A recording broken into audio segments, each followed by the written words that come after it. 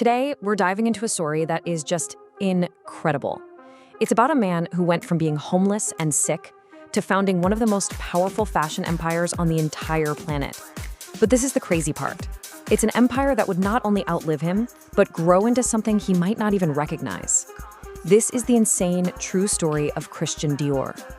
Okay, so to really get a sense of the scale here, just look at these numbers. As a young, struggling artist, Christian Dior was selling his fashion sketches for maybe $2 a pop. Fast forward to today, and the brand that has his name on it, it's a global powerhouse worth well over $100 billion. So how on earth did that happen? Well, it all started with a very, very strange prediction. You know, as a young man, Dior had his palm read at a local fair, and the fortune teller basically lays out this prophecy for him. And it's almost eerie how perfectly it mapped out his entire life. The incredible struggle and then this unbelievable success, all built on dressing women. It was like a destiny he would spend the next few decades running both from and straight towards. Because before Dior became Dior, he was a failure. His early life wasn't some glamorous, steady rise to the top. Nope, it was a brutal series of collapses that left him with absolutely nothing. I mean, just look at the sheer velocity of this fall. Dior was born rich. His father was a successful fertilizer manufacturer, if you can believe it, and he used that family money to open an art gallery, selling pieces by his friends, guys like Pablo Picasso. But then the Great Depression hit. His family's fortune was completely wiped out, the gallery closed down, and pretty soon, Dior was literally homeless, sleeping on friends' floors and so malnourished he actually contracted tuberculosis.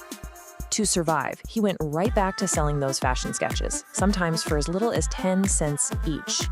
His ambition, though, that didn't die. During World War II and the Nazi occupation of Paris, he took a job at the fashion house of Lucien Lelong. Now, Lelong was a designer who, in what had to be a deeply complicated moral choice, created clothes for the wives of Nazi officers and French collaborators. It was a bitter pill to swallow, for sure, but it kept him in the game. But his time in the shadows? That was about to end. After the war, with Paris liberated, Dior got his one big break. A millionaire textile magnate, a guy named Marcel Boussac, saw his talent and offered to fund a fashion house under Dior's own name. This was it. This was his shot to completely reshape the world of fashion. You really have to understand what fashion was like back then. After years of war and fabric rationing, clothes were just boxy, masculine, and practical. As Dior himself put it, women looked and dressed like Amazons. Everything was drab, everything was uniform, and Dior saw a world that was absolutely starved for beauty and glamour. And this was his counterattack. He just completely rejected that wartime silhouette. His vision wasn't about being practical, it was pure fantasy. He wanted to bring back this ultra-feminine, romantic ideal, a shape that he famously compared to a flower. And believe me, he spared no expense to create it. After years of fabric being so strictly rationed, a single dress in Dior's debut collection used, on average, 20 yards of luxurious, heavy fabric. It was basically an act of opulent rebellion, a huge statement that austerity was over. The fashion establishment was horrified. Coco Chanel, who was basically the queen of practical, androgynous chic, was his fiercest critic. She saw his corseted waists and these heavy skirts as a massive step backward, trapping women in the very ideals she had fought so hard to free them from. And this wasn't just some industry sniping.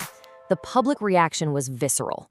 You had people who had just barely survived years of scarcity, and they saw his designs as offensively wasteful. There are these infamous photos of women wearing Dior's new look actually being physically attacked in the streets of Paris by people trying to rip the expensive dresses right off them. It was intense. But despite all the controversy, or maybe, because of it, the House of Dior just exploded. In only 10 years, he built a global empire, he launched a legendary perfume, and he even hired a brilliant young designer named Yves Saint Laurent, who he planned to make his successor. And then, at the absolute peak of his fame, he died, suddenly, of a heart attack. He was only 52 years old. And this left the entire fashion world with a terrifying question. The whole brand, the whole identity was built around one man's singular vision. So what happens to that empire when the man is suddenly gone? So this is where the story really shifts. It stops being about Christian Dior, the person, and starts being about Dior, the brand, a global entity fighting to create a legacy that could somehow outlive its founder. And the first move they made was a massive gamble. Following Dior's final wishes, the house was handed over to his assistant, a 21-year-old Yves Saint Laurent. Can you imagine appointing someone that young to lead the most prestigious fashion house in the world? It was an unprecedented risk. And Saint Laurent was just the first in a long, long line of keepers of the flame who would shape the house for the next 60-plus years. You had Marc Bohan's steady hand keeping that classic Dior elegance alive for nearly 3 decades. Then came the architectural drama of Italy's Gianfranco Ferré, followed by the absolutely explosive, controversial theatrics of John Galliano, who pushed Dior to its most fantastical limits. More recently, you had the refined minimalism of Ralph Simons, and today, Maria Grazia Chiuri is the first woman to ever lead the house. Each one had to figure out how to reinterpret Dior's original vision for a new era, proving the brand could evolve. But here's the thing. While all these creative directors were making headlines with these groundbreaking fashion shows, the real financial engine of the Dior empire was being built right alongside it, Dior Beauty. And this was no accident. Christian Dior was a brilliant businessman. He understood that while very few people could afford his couture dresses, a whole lot more could afford a little piece of the dream in the form of a perfume or a lipstick. He launched Miss Dior way back in 1947, right alongside his revolutionary new look, making beauty part of the brand's DNA from day one. So just how successful is that strategy today? Well, let's take their men's fragrance, Sauvage. Right now, as we speak, somewhere in the world, a bottle of it is sold every 3 seconds. And that adds up. That one fragrance generates over $4.5 million in sales every single day. It's just a staggering figure, and it really shows you where the real financial power of a brand like Dior truly lies. And all that financial power, it's allowed Dior to navigate the often treacherous waters of modern celebrity culture and controversy, sometimes in ways you really wouldn't expect. Okay, take this case from 2020. During a very public and, let's just say, messy legal battle, Sauvage's brand ambassador, Johnny Depp, became a super controversial figure. There was immense public pressure on Dior to drop him, just like many other brands were doing with embattled celebrities. But Dior, they didn't budge. They stood by him. And the business result was shocking. Instead of a boycott, sales of Sauvage exploded. Public support for Depp translated directly into people buying the fragrance, and it became the #1 best-selling perfume in the world. It was a masterclass in calculated risk, turning what could have been brand damage into a massive financial win.